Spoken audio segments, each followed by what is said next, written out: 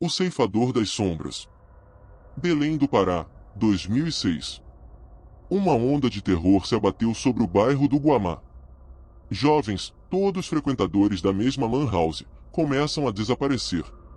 Cada um deles compartilha características peculiares, moram no mesmo bairro, possuem mães biológicas e de criação, e seus corpos são encontrados em condições macabras e similares.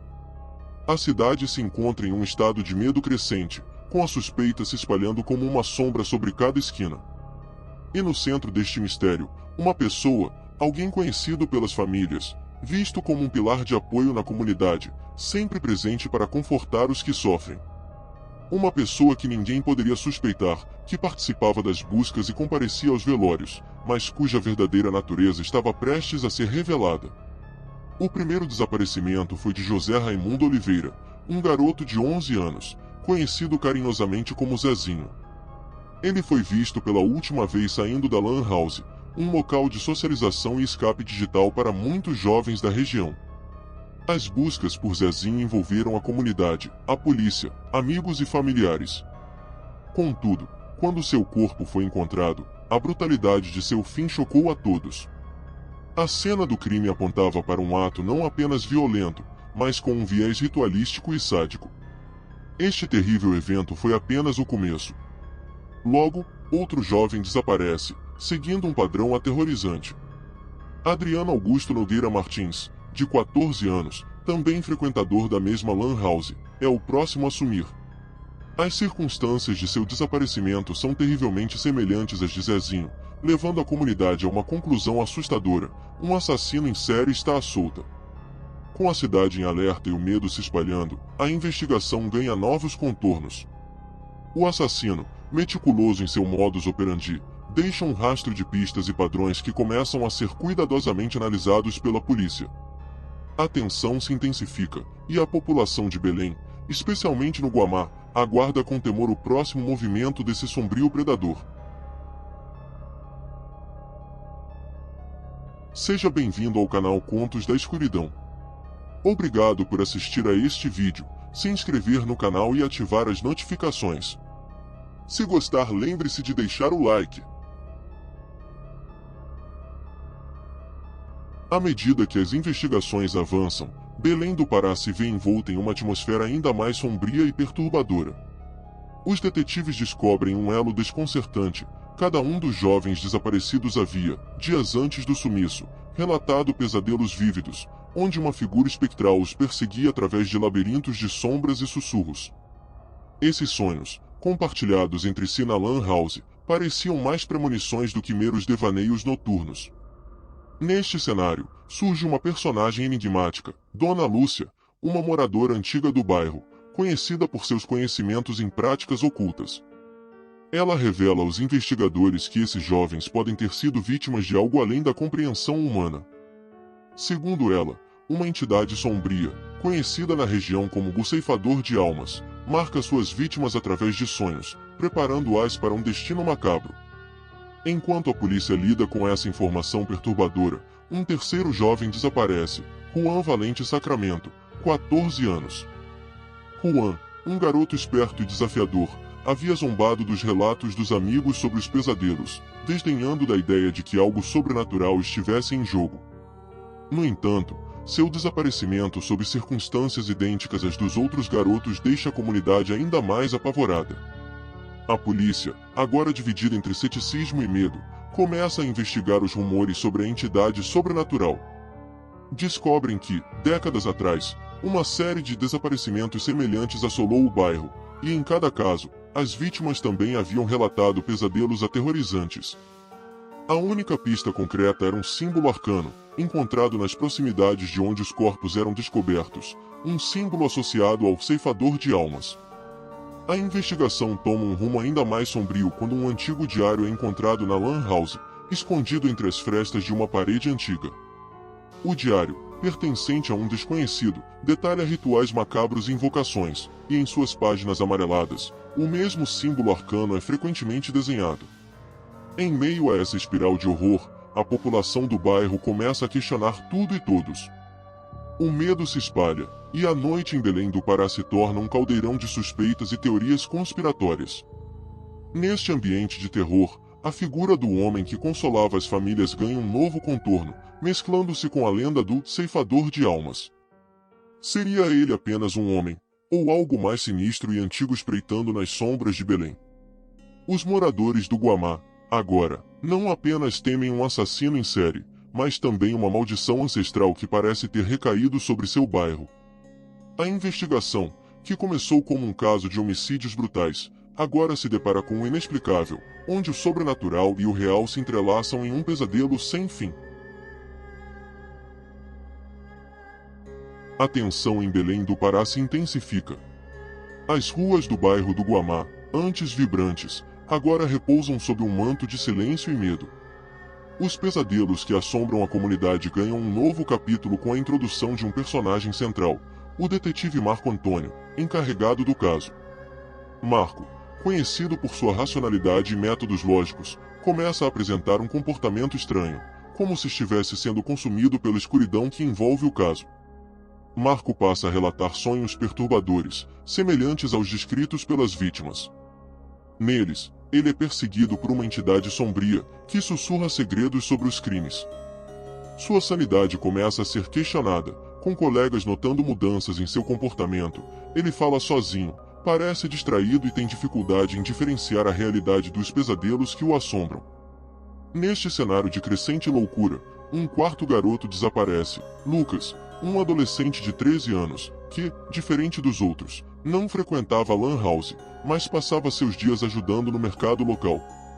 Este novo desaparecimento abala ainda mais a comunidade, pois quebra o padrão anteriormente estabelecido. Lucas, assim como os outros, havia relatado pesadelos aterrorizantes a amigos e familiares nos dias anteriores ao seu sumiço. Marco, cada vez mais obcecado e perturbado, começa a seguir pistas obscuras que o levam a uma antiga casa abandonada na periferia do bairro. Lá, ele descobre símbolos arcanos nas paredes e um altar improvisado com itens pertencentes às vítimas. Neste local sinistro, Marco enfrenta uma experiência sobrenatural, uma visão do ceifador de almas, uma figura espectral que parece se alimentar do medo e do desespero das vítimas. Consumido pela culpa e pelo terror, Marco começa a perder a noção da realidade. Ele acredita que a entidade está usando como um instrumento para realizar os crimes. Seu estado mental deteriora rapidamente, levando a um colapso em público, onde ele grita sobre a presença do ceifador e sua inevitável próxima vítima. A comunidade, já abalada pelos eventos anteriores, agora vê um de seus protetores transformado em um homem atormentado pela loucura. A linha entre a realidade e o sobrenatural se torna ainda mais tênue, e o medo se espalha como uma praga. A incerteza sobre o que é real e o que é fruto da mente perturbada de Marco lança uma sombra ainda mais escura sobre o caso, deixando todos em Belém do Pará se perguntando: quem será a próxima vítima? A loucura de Marco é um aviso ou apenas o colapso de um homem que viu demais? A história toma um rumo ainda mais macabro, com os moradores do bairro começando a desconfiar uns dos outros, alimentados pela paranoia e pelo medo do desconhecido. O terror em Belém do Pará atinge um novo ápice, e a noite cai não apenas sobre as ruas, mas também sobre as mentes daqueles que buscam desesperadamente por respostas. No coração da noite em Belém, sob as sombras da madrugada, um grupo secreto se reúne no cemitério mais antigo da cidade. Era 3 horas da manhã, o horário que eles geralmente se encontravam sob sigilo. Eles eram auto-intitulados os Guardiões das Sombras, uma sociedade oculta que acredita na existência de poderes arcanos capazes de alterar a realidade. Seu objetivo: realizar um ritual de magia negra para banir o ceifador de almas, acreditando que a entidade é a causa dos recentes horrores. Sob um céu sem estrelas, o ritual começa. Velas negras são acesas, formando um círculo ao redor de um antigo túmulo.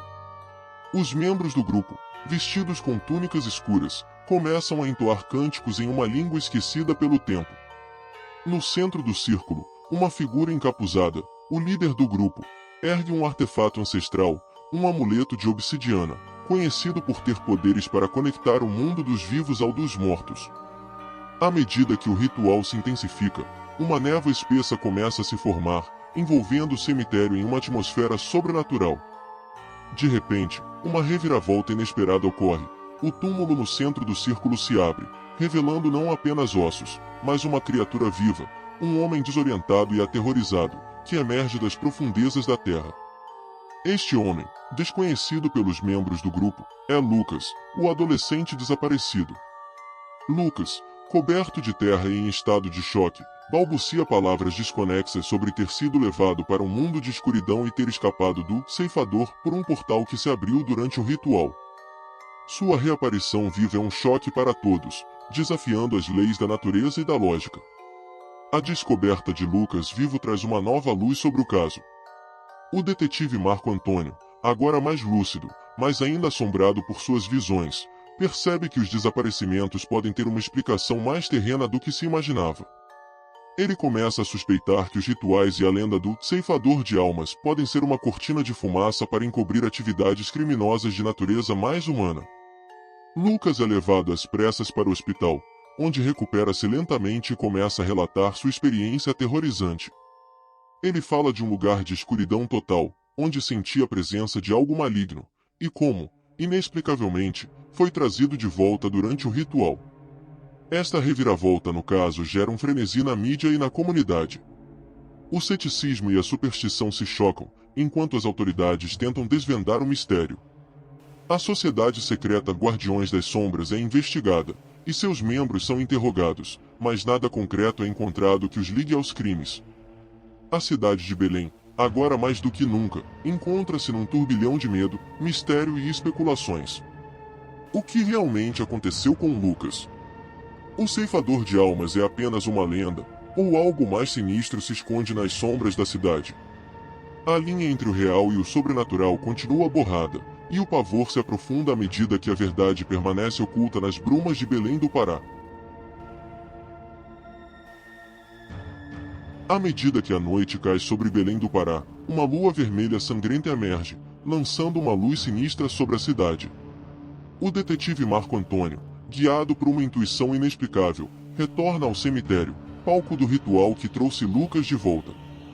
Lá, ele encontra Dona Lúcia, conhecida por seus poderes mediúnicos, em um transe profundo. Em meio a murmúrios ininteligíveis, Dona Lúcia revela a verdadeira natureza do ceifador de almas, não uma entidade sobrenatural, mas um ser humano, um mestre em manipular crenças e medos. Ela confessa ser a mentora por trás dos desaparecimentos, usando a lenda do ceifador para encobrir seus crimes, motivada por uma vingança ancestral contra as famílias das vítimas, cujos antepassados a haviam traído. Lucas, o garoto que emergiu do túmulo, era parte do seu plano final. Dona Lúcia revela que Lucas foi drogado e mantido em um estado de transe, para ser usado como peça central em seu último ato de vingança. No entanto, o retorno inesperado de Lucas à realidade interrompeu seus planos, expondo-a. Enquanto Dona Lúcia confessa, um grupo de moradores do Guamá, armados com tochas e movidos por um desejo de justiça, chega ao cemitério. Eles haviam seguido Marco, suspeitando que a noite traria uma reviravolta no caso. Ao ouvirem a confissão de Dona Lúcia, um misto de alívio e horror se espalha entre eles. A verdadeira face do mal, que tanto temiam, era uma das suas.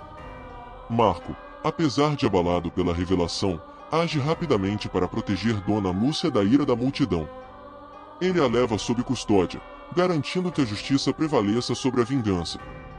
A verdade sobre o ceifador de almas começa a se espalhar, dissipando o medo que havia paralisado a cidade. Nos dias seguintes, a comunidade de Belém do Pará começa a se recuperar. As famílias das vítimas, embora marcadas pela dor, encontram algum conforto na resolução do caso. A lenda do ceifador de almas é desmistificada, mas a memória dos eventos permanece, um lembrete sombrio de que o verdadeiro horror muitas vezes reside não no sobrenatural, mas no coração dos homens.